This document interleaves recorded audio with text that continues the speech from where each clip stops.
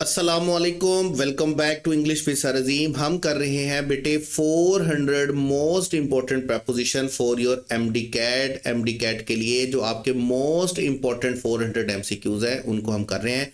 25 हम कर चुके हैं, 26 से स्टार्ट कर रहे हैं। Let's start with 26। Would you mind moving, you are rather dash the way. देखिए ये जो डैश द वे है ये आपके पास दो प्रेपोजिशन होते हैं। एक आपके पास बेटे होता है ऑन द वे और एक आपके पास होता है इन द वे। जब आप रास्ते में होने की बात कर रहे हैं ना, सड़क पर होने की बात करते हैं कि यार मैं आ रहा हूं रास्ते पर हूं, तो देन आप उसके लिए कौन सा वर्ड यूज करते हैं? ऑन द वे, रास्ते में होना, सड़क पर होना। उसके लिए आप क्या यूज करेंगे?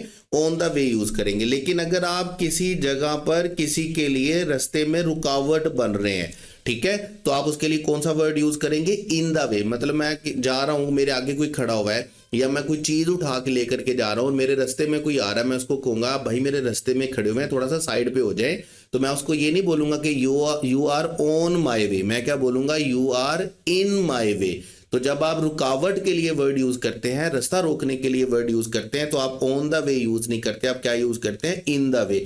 जैसे यहां पर है वुड यू माइंड मूविंग, आप थोड़ा सा साइड पर हटेंगे, you are rather the dash the way here, तो you are in the way here, आप रास्ते में खड़े हुए हैं। तो करेक्ट ऑप्शन आपके पास बेटे कौन सा चलेगा? Correct option is alpha in. उसके बाद है हमारे पास 27। I dialled the wrong number, I dialled the wrong number dash mistake. तो आप जानते ही हैं कि आप ऐसी सूरत में मिस्टेक के लिए कौन सा प्रेपोजिशन यूज करते हैं? By mistake. ये बिल्कुल इसी तरह ही है जैसे अगर कुछ हादसाती तौर पर हो जाता है तो हम उसके लिए बेटे कौन सा प्रेपोजिशन यूज करते हैं? बाय एक्सीडेंट, हादसाती तौर पर। बाय मिस्टेक, गलती से। इसी तरह आप बोलते हैं बाय चांस। बाय चांस मतलब कि बस हो गया, ऐसा किस्मत से हो गया, बाय चांस हो गया। इसी तरह जब आप बोलते हैं कि आपको कोई चीज याद करनी है, आपको कोई चीज जहन में बिठानी है, तो आप जानते ही हैं आप उसके लिए क्या वर्ड यूज करते हैं? By heart. Learn by heart का मतलब क्या होता है? याद करना किसी चीज को। इसी तरह अगर आप ताकत के जरिए से कोई काम करते हैं तो आप उसको क्या बोलते हैं? बाय फोर्स बोलते हैं, ठीक है। इसी तरह अगर आप अपने हाथों से कोई काम करते हैं तो आप उसको क्या बोलते हैं? बाय हैंड बोलते हैं। इसी तरह हम नेचर, अगर हम बोलते हैं ना कि वो फितरतन ऐसा है, तो हम क्या बोलेंगे? बाय नेचर, ठीक है। ये जितने वर्ड्स मैंने आपके सामने लिखे हैं याद रखिएगा, इन सब के साथ आपने कौन सा प्रेपोजिशन यूज करना है? बाय यूज करना है। बाय मिस्टेक होता है, बाय एक्सीडेंट होता है, बाय चांस होता है, बाय हार्ट होता है, बाय फोर्स होता है, बाय हैंड होता है और बाय नेचर होता है। इन सब के साथ आपके पास कौन सा प्रेपोजिशन यूज होगा? सबके साथ आपके पास बाय का प्रेपोजिशन यूज होगा। उसके बाद है जी is it okay if I write dash pencil. देखें ये थोड़ा सा ट्रिकी क्वेश्चन है। यहां पर ट्रिकी क्वेश्चन इसलिए है कि याद रखिएगा जब हम इंक में लिखने की बात करते हैं ना, तो हम इंक के लिए तो इन इंक यूज करते हैं। In red ink, in blue ink, in white yellow ink, आप किसी भी इंक के कलर की बात करें, इंक में आप क्या बोलते हैं? इन इंक। राइट इन इंक होता है। लेकिन जब आप बात करते हैं ना पेंसिल के साथ या पेन के साथ लिखने की, तो आप क्या बोलते हैं? आप राइट विद पेन बोलते हैं या राइट विद पेंसिल बोलते हैं। आप पेन बोल रहे हैं, पेंसिल बोल रहे हैं, तो आप क्या बोलेंगे? राइट विद पेन या पेंसिल। लेकिन यहां पर आप देख रहे होंगे कि आपके पास चारों ऑप्शंस में विद का वर्ड, विद का प्रेपोजिशन मौजूद ही नहीं है। जब विद प्रेपोजिशन मौजूद नहीं है तो हम देखेंगे कि उसके अलावा हम क्या यूज कर सकते हैं। तो आपने याद रखना है अगर आपके पास विद लिखा हुआ है तो आपने प्रेफर करना है विद को, और अगर विद नहीं है तो फिर आपने पेन और पेंसिल के लिए कौन सा प्रेपोजिशन यूज करना है? इन यूज करना है। लेकिन इंक के लिए हमेशा हमेशा कौन सा प्रेपोजिशन यूज होगा? इन यूज होगा। यानी क्या बोलेंगे? इन इंक होता है और राइट विद पेंसिल होता है जो कि हमारे पास प्रेफरेबल है। और अगर राइट विद नहीं है तो फिर हमने बेटे क्या करना है? फिर हमने राइट इन पेन या राइट इन पेंसिल करना है। तो यहां पर हमारे पास करेक्ट ऑप्शन बेटे कौन सा चलेगा? Correct option is alpha. लेकिन आपने याद रखना आपने प्रेफर हमेशा विद को ही करना है। उसके बाद है जी are you here dash holiday, और जब आप छुट्टी पर होने की बात करते हैं तो आपने याद रखना है कौन सा प्रेपोजिशन लिखना होता है, ऑन। इसी तरह जब आप बिजनेस पर होने की बात करते हैं, किसी कारोबारी मामलात के लिए बात करते हैं, तो आप कौन सा वर्ड यूज करते हैं, प्रेपोजिशन यूज करते हैं, ऑन यूज करते हैं। ये बिल्कुल इसी तरह ऑन हॉलीडे या ऑन बिजनेस होता है। जिस तरह आप बेटे क्या बोलते हैं, आप बोलते हैं अपनी ड्यूटी पर होना, तो आप उसके लिए भी क्या यूज करते हैं, ऑन ड्यूटी यूज करते हैं। किसी खास मकसद के लिए करना या खास मकसद के तहत होना, तो हम उसके लिए भी ऑन पर्पस यूज करते हैं। इसी तरह हम वक्त पर होने के लिए भी कौन सा वर्ड यूज करते हैं, ऑन टाइम यूज करते हैं। इसी तरह हमारे पास प्रेपोजिशन यूज होता है, हड़ताल हो रही है तो हम हड़ताल के लिए कौन सा प्रेपोजिशन यूज करते हैं, ऑन स्ट्राइक यूज करते हैं। इसी तरह अगर कोई चीज बिक रही है तो हम उसके लिए क्या यूज करते हैं, ऑन सेल यूज करते हैं। इसी तरह अगर कोई छुट्टी पर है तो हम उसके लिए क्या यूज करेंगे, ऑन लीव यूज करेंगे। ये मैं सारे के सारे प्रेपोजिशन आपको एक जगह पर इकट्ठे करके लिख रहा हूं ताकि आपको याद करने के लिए आपको आसानी रहे। इसी तरह अगर कोई चीज होता है तो हम उसको ऑन डिमांड बोलते हैं। इसी तरह हम ऑन बिहाफ ऑफ बोलते हैं। अब मेरे जहन में जितने भी आ रहे हैं वो मैं आप सारे आपके सामने लिखी जा रहा हूं। इसी तरह जैसे आपके पास पैदल चलना होता है तो हम उसको क्या बोलते हैं, ऑन फुट बोलते हैं। इसी तरह आप ये सारे के सारे वर्ड्स हैं जो आप ऑन के साथ लिखते हैं, on holiday, on business, on duty, on purpose, on time, on strike, on sale, on leave, on demand और ऑन बिहाफ ऑफ। और सारे के सारे वर्ड्स आपने क्या करना है, अच्छे से याद रखने हैं। बहरहाल यहाँ पर हमारे लिए करेक्ट ऑप्शन बेटे कौन सा चलेगा, करेक्ट ऑप्शन इज बीटा। उसके बाद है I booked your seat a month, और जब आप एडवांस की बात करते हैं तो आप क्या बोलते हैं, इन एडवांस एंड पेड। और जब आप पेड करने की बात करते हैं ना कि मैंने इसके जरिए थ्रू पे किया, तो आप क्या बोलते हैं, आई पेड बाय चेक। मैंने किसके जरिए पे किया, बाय चेक पे किया। अभी जैसे आपने बोला ना इन एडवांस, तो इसी तरह हम बाय चेक की जगह पर इन एडवांस हम कुछ और एक्सप्रेशन भी यूज करते हैं। जैसे हम इन एडवांस के लिए बोलते हैं, हम इन जर्नल का वर्ड यूज करते हैं, इन प्राइवेट का यूज करते हैं, इन डिटेल का वर्ड यूज करते हैं, इन कैश यूज करते हैं। इसी तरह जब आप पे की बात करते हैं ना तो याद रखिएगा आपने हमेशा बाय का वर्ड यूज करना है। जैसे अब यहां पर है ना पे बाय चेक, तो आप पे बाय कैश भी बोल सकते हैं, ठीक है, पे बाय कैश होता है। इसी तरह पे बाय कार्ड होता है, जब आप कार्ड के थ्रू पेमेंट करते हैं तो पे बाय क्या होता है, कार्ड होता है। पे बाय चेक होगा, पे बाय कैश होगा और पे बाय कार्ड होगा। यहां पर हमारे पास करेक्ट ऑप्शन बेटे कौन सा चलेगा, यहां पर हमारे पास करेक्ट ऑप्शन आएगा अल्फा। उसके बाद है हमारे पास 31, why can't you look at the problem dash my point of view. जब आप बात कर रहे हैं कि मेरे नजरिए से आप उनको देखेंगे तो आप उसके लिए कौन सा प्रेपोजिशन यूज करेंगे, from my point of view, ठीक है। ये बिल्कुल इसी तरह ही है जिस तरह आप बोलते हैं फ्रॉम माय पर्सपेक्टिव। जब आप किसी को कहते हैं ना कि यार मेरी सोच के मुताबिक देखें, जरा मेरे जाविये से देखें, मेरे एंगल से देखें, तो आप क्या बोलते हैं, फ्रॉम माय पर्सपेक्टिव। इसी तरह आप क्या बोलते हैं, फ्रॉम माय एंगल। आप कैसे देखेंगे, मेरे जाविये से देखेंगे, मेरे नजरिए से देखेंगे।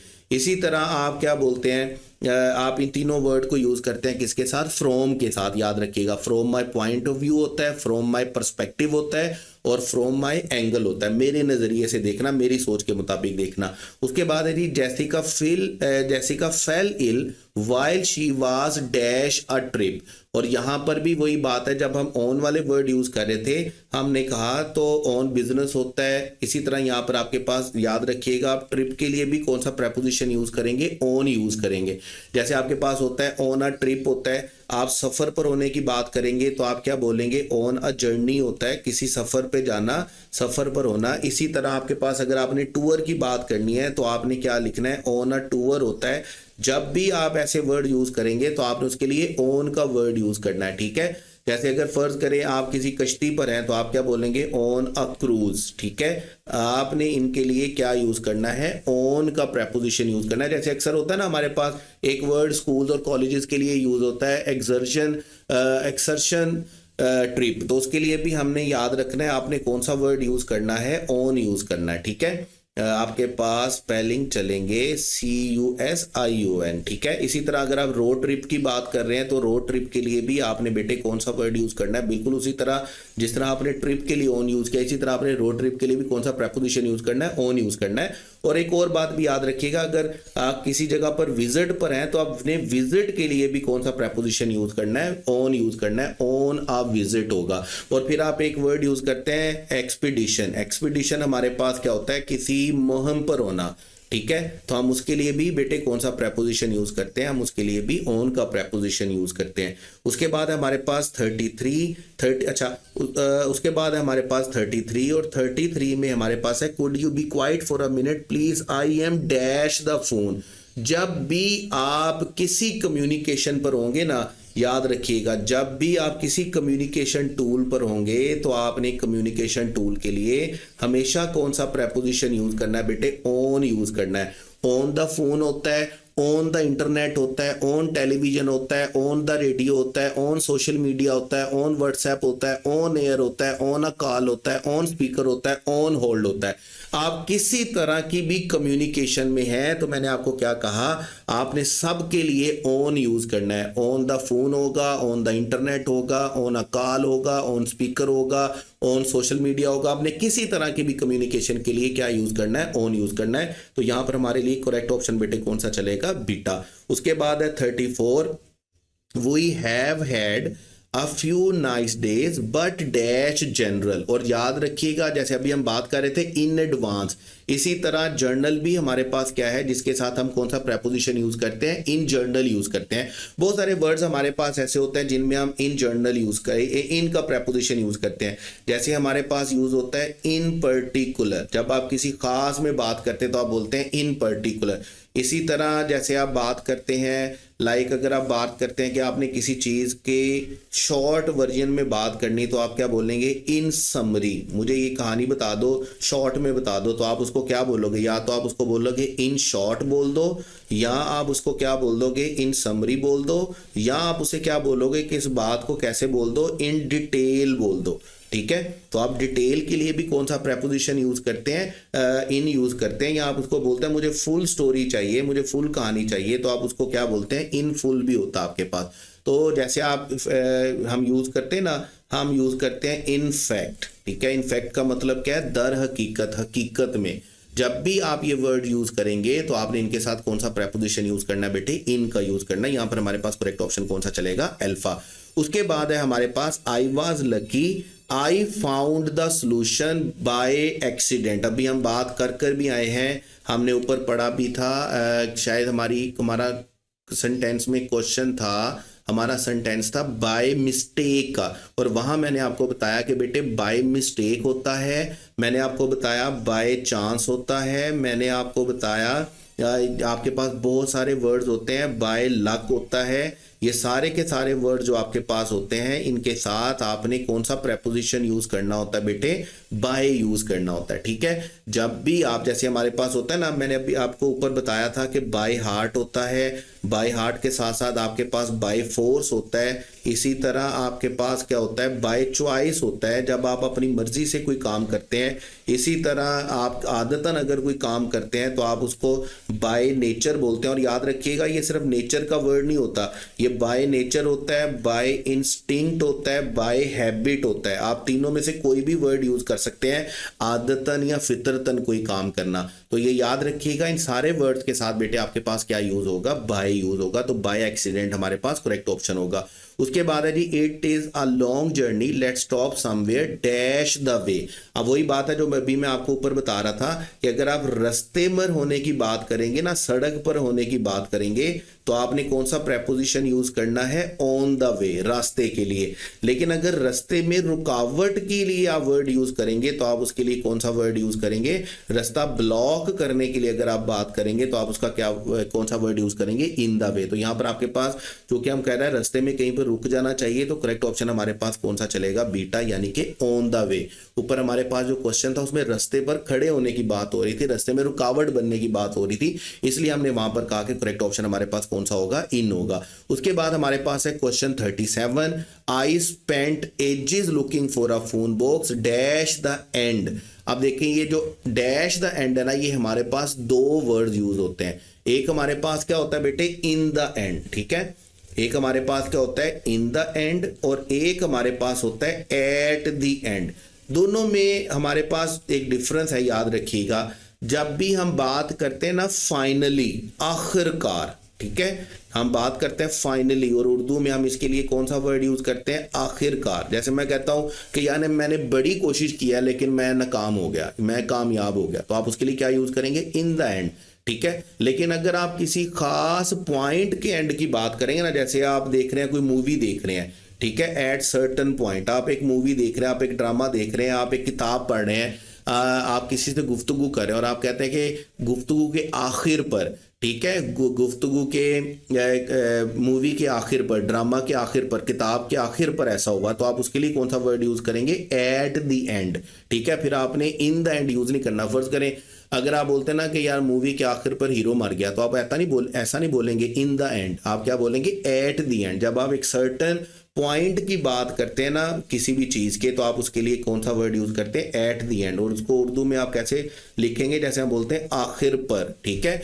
तो आपके पास याद रखिएगा दो वर्ड यूज होते हैं, इन द एंड, और आपके पास क्या यूज होता है, एट द एंड। तो कहता है I spent ages looking for a phone box, ठीक है, मैं बड़े टाइम से क्या कर रहा था, फोन बॉक्स को तलाश कर रहा था और आखिरकार मैंने तलाश कर लिया। तो आप इसके लिए क्या यूज करेंगे, in the and I found one, आखिरकार मुझे एक मिल गया। करेक्ट ऑप्शन आपके पास बेटे कौन सा चलेगा, अल्फा, ठीक है। उसके बाद है हमारे पास there is something I want to watch dash television, और मैंने अभी आपको क्या कहा कि आप किसी तरह की भी कम्युनिकेशन पर होंगे तो आपने याद रखना है, आपने उसके लिए ऑन का वर्ड यूज करना है। ऑन टेलीविजन होता है, ठीक है, ऑन द रेडियो होता है, आप रेडियो के लिए, आप टेलीविजन के लिए, ठीक है, आप हमेशा कौन सा प्रेपोजिशन यूज करेंगे, आप ऑन यूज करेंगे। आप फोन के लिए भी कौन सा प्रेपोजिशन यूज करते हैं, ऑन। आप कॉल के लिए भी कौन सा प्रेपोजिशन यूज करते हैं, ऑन यूज करते हैं, ठीक है। और स्क्रीन के लिए भी ऑन यूज होता है, व्हाट्सएप के लिए ऑन होता है, यूट्यूब के लिए ऑन होता है, सोशल मीडिया के लिए ऑन होता है, जब इंटरनेट के लिए ऑन होता है। जब भी आप कोई मीडियम यूज करेंगे कम्युनिकेशन का, आपने याद रखना आपने ऑन यूज करना है। लेकिन इसके साथ एक और बात भी याद रखिएगा, इन टेलीविजन भी होता है, ठीक है, इन रेडियो भी होता है, इन सोशल मीडिया भी होता है। लेकिन ये सारे इन तब होते हैं जब आप उस इंडस्ट्री में काम करने की बात कर रहे होते हैं। जैसे अगर हम बोलते हैं ना कि he is working in television, तो इसका मतलब है he is working in television industry. He is working in internet, तो इसका मतलब he is working in internet industry. लेकिन वैसे अगर आप बोलें कि मैंने कोई चीज़ इंटरनेट पर देखी है, मैंने कोई चीज़ सोशल मीडिया पर देखी है, टेलीविजन पर देखी है, रेडियो पर सुनी है, तो आप उसके लिए क्या देखेंगे, आप उसके लिए ऑन का वर्ड यूज करेंगे। ऑन टेलीविजन होगा, ऑन द रेडियो होगा, ऑन फोन कॉल होगा, ऑन कॉल होगा, ऑन इंटरनेट होगा, ऑन व्हाट्सएप होगा, ऑन सोशल मीडिया होगा, ऑन यूट्यूब होगा, ऑन इंटरनेट होगा। लेकिन अगर आप इन यूज करेंगे तो याद रखिएगा आप इंडस्ट्री की बात कर रहे होंगे, फिर आप उस कम्युनिकेशन की बात नहीं कर रहे होंगे। उसके बाद है बेटे हमारे पास 39, हु इज दिस प्रेजेंट, ठीक है। अब वो कहता है जी ये गिफ्ट जो ये जो तोहफा है वो किसके लिए है, ठीक है। अगर आप इसको ज्यादा आसान करना चाहें ना तो आप इसको कुछ इस तरह कर लें, आप इसको बोलें कि दिस प्रेजेंट इज डैश, आप इसको एफर्मेटिव बना लें, दिस प्रेजेंट इज डैश। जब आप is present, this present is dash की बात करेंगे ना तो आपको फौरन समझ में आ जाएगी कि यहां पर आपको कौन सा प्रेपोजिशन लिखना है, यहां पर आपको फॉर का प्रेपोजिशन लिखना है। तो टेक्निकली यहां पर भी आपको फॉर का ही प्रेपोजिशन लिखना है, क्योंकि जब आप किसी के लिए होने की बात कर रहे होते हैं तो आप ऑफ यूज नहीं करते, आप क्या यूज करते हैं, फॉर यूज करते हैं। तो करेक्ट ऑप्शन हमारे पास बेटे कौन सा चलेगा, चार्ली। उसके बाद हमारे पास है question 40, I am really angry dash you. जब आप किसी से नाराज होने की बात करते हैं ना, जब आप किसी से नाराज होने की, पर्सन से नाराज होने की बात करते हैं तो याद रखिएगा आप उसके लिए क्या यूज करेंगे, एंग्री विद यूज करेंगे, ठीक है। अगर आप करेंगे ना किसी पर्सन से नाराज हो रहे हैं तो आपने उसके लिए क्या यूज करना है, एंग्री विद यूज करना। और ये पर्सन से नाराज होना सिर्फ एंग्री नहीं होता, आपके पास और बड़े सारे वर्ड्स इस तरह के होते हैं जिसमें आप किसी बंदे से कर रहे होते हैं ना, किसी पर्सन की बात कर रहे होते हैं तो आप विद यूज करते हैं। जैसे देखिए अगर आप किसी बंदे से अनॉयड हैं तो आप क्या बोलेंगे, अनॉयड विद। आपने अनॉय के साथ भी कौन सा प्रेपोजिशन यूज करना है, विद यूज करना है। इसी तरह अगर आप किसी के साथ गुस्सा है तो बिल्कुल उसी तरह एंग्री की तरह आपने क्या लिखना है, फ्यूरियस विद लिखना है। अगर आप किसी पर डिसअपॉइंटेड हैं, आप किसी से मायूस हैं, तो आपने उसके लिए भी बेटे क्या लिखना है, डिसअपॉइंटेड विद लिखना है। जब भी आपने पर्सन की बात करनी है ना, याद रखिएगा, तो बहुत सारे वर्ड्स इस तरह के हैं, आपने उनके साथ विद का प्रेपोजिशन यूज करना होता है। जैसे हम बोलते हैं यार हमारे पास प्लीज का वर्ड है, जब आप किसी के साथ खुश हैं तो आपने प्लीज्ड विद लिखना है। अगर आप किसी के साथ सेटिस्फाइड हैं तो आपने सेटिस्फाइड विद लिखना है। अगर आप किसी के साथ बोर हो रहे हैं, उकता गए हैं, तो आपने बोर्ड विद लिखना है, या फेड अप। अगर आप किसी के साथ मायूस हैं तो फेड अप विद लिखना है। इसी तरह अगर आप किसी पर्सन के साथ है ना, तो आपने पर्सन के लिए हमेशा कौन सा प्रेपोजिशन यूज करना है, आपने पर्सन के लिए विद का प्रेपोजिशन यूज करना है। जिस तरह हमने कहा था कि फेमिलियर के साथ भी हम कौन सा प्रेपोजिशन यूज करेंगे, फेमिलियर विद यूज करेंगे पर्सन के लिए। उसके बाद है हमारे पास 41 dash all this work to do, I won't have time to take a holiday. ठीक है, तो कहता है जी मेरे पास इतना ज्यादा काम करने वाला है कि मेरे पास छुट्टी पर जाने का टाइम नहीं है। तो आपने याद रखना है, हमने यहाँ पर कौन सा वर्ड लिखना है, यहाँ पर हमने प्रेपोजिशन लिखना है with all this work to do. ये सारा काम है मेरे पास, तो मेरे पास ये काम करने का वक्त नहीं है। उसके बाद आप चलेंगे क्वेश्चन 42 पे, he was talking dash such a low voice. जब भी आप आहिस्ता से बात करने, जोर से बात करने, सरगोशी करने के लिए यूज करते हैं ना, तो इन सब चीजों के लिए हम कौन सा प्रेपोजिशन यूज करते हैं, इन यूज करते हैं।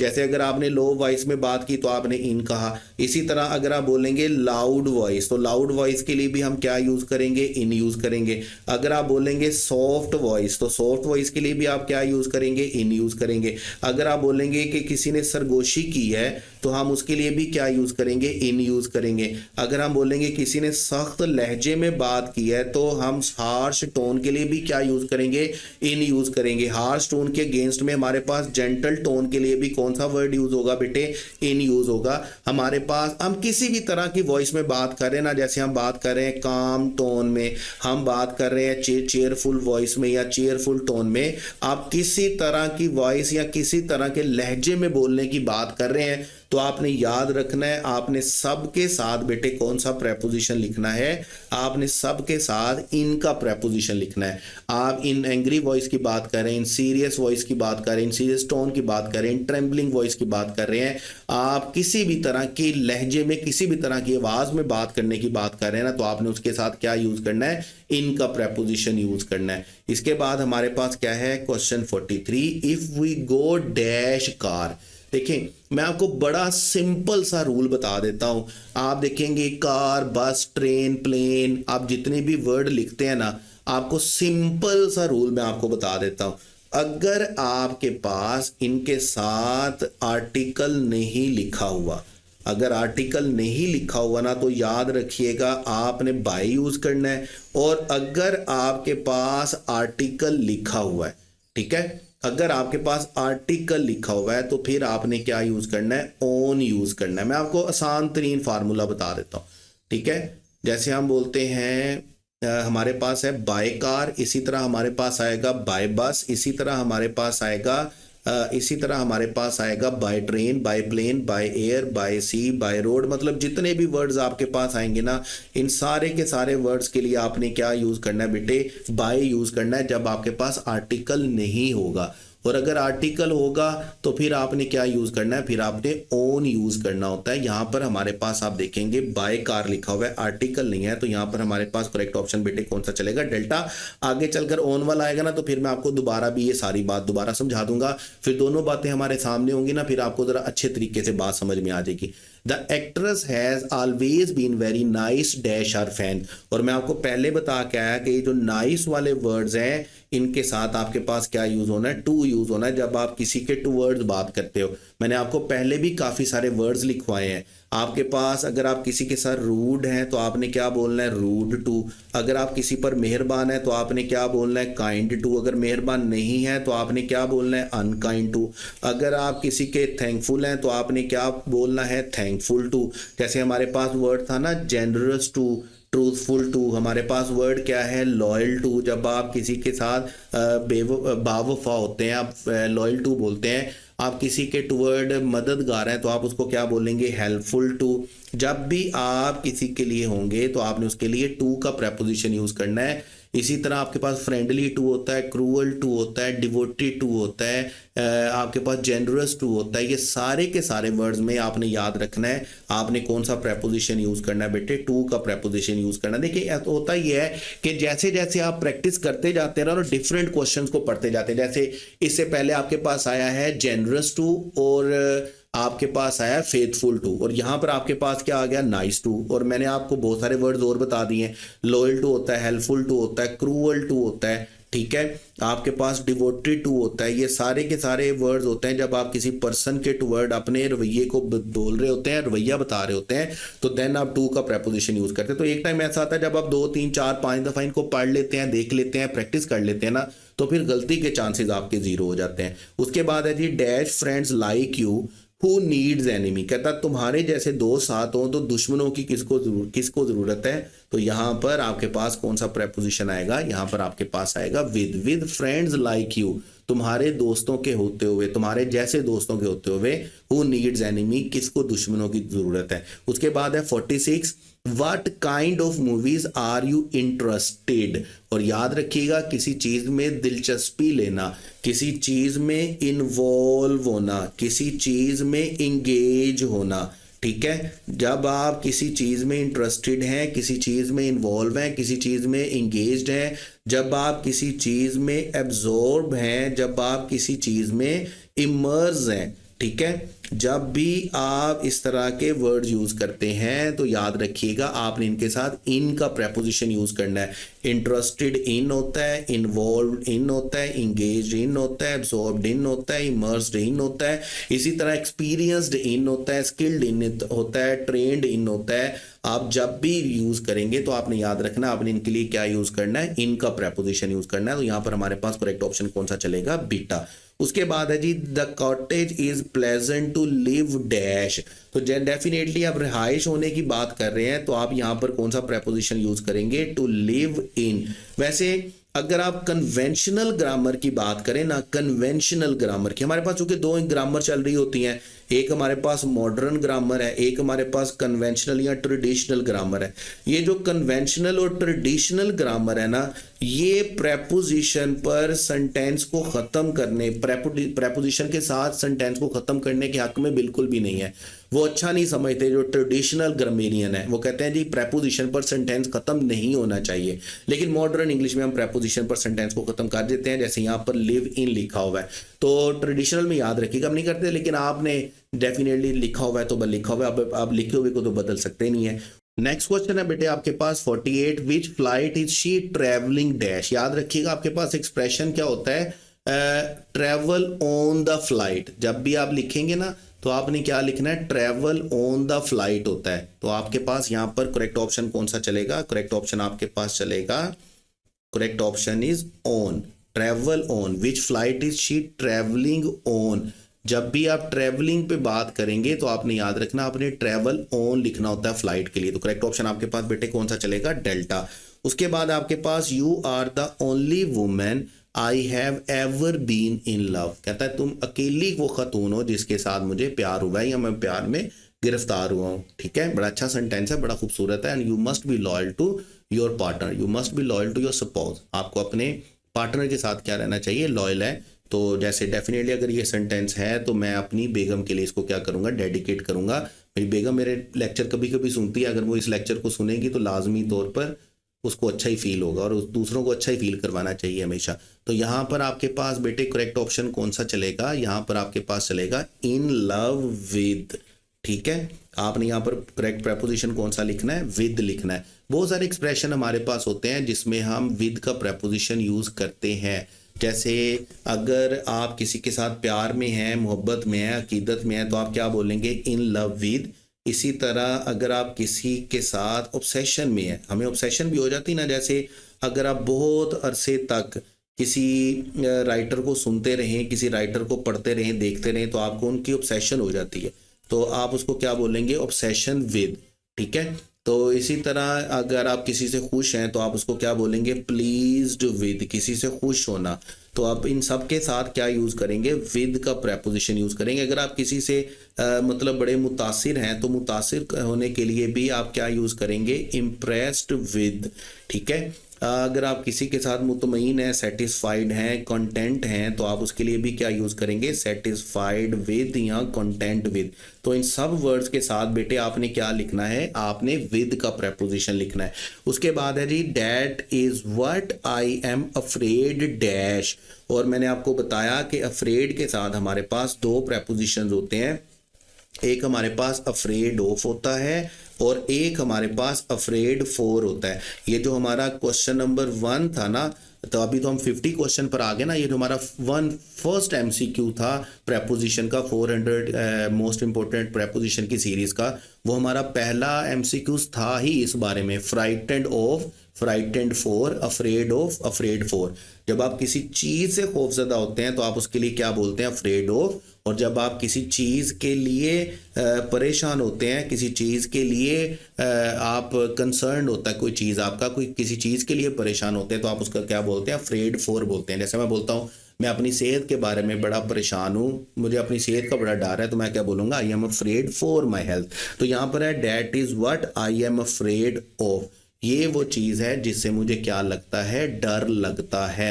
यहाँ पर आपने फॉर नहीं लिखना, बल्कि यहाँ पर आपने क्या लिखना है बेटे, ऑफ लिखना है। करेक्ट ऑप्शन आपके पास क्या होगा, करेक्ट ऑप्शन इज चार्ली। इसके साथ ही बेटे हमारा 26 to 50 का एक्सरसाइज खत्म होता है। नेक्स्ट एक्सरसाइज में इंशाल्लाह आपके साथ मुलाकात होगी। Till then wish you all the best. अल्लाह हाफिज।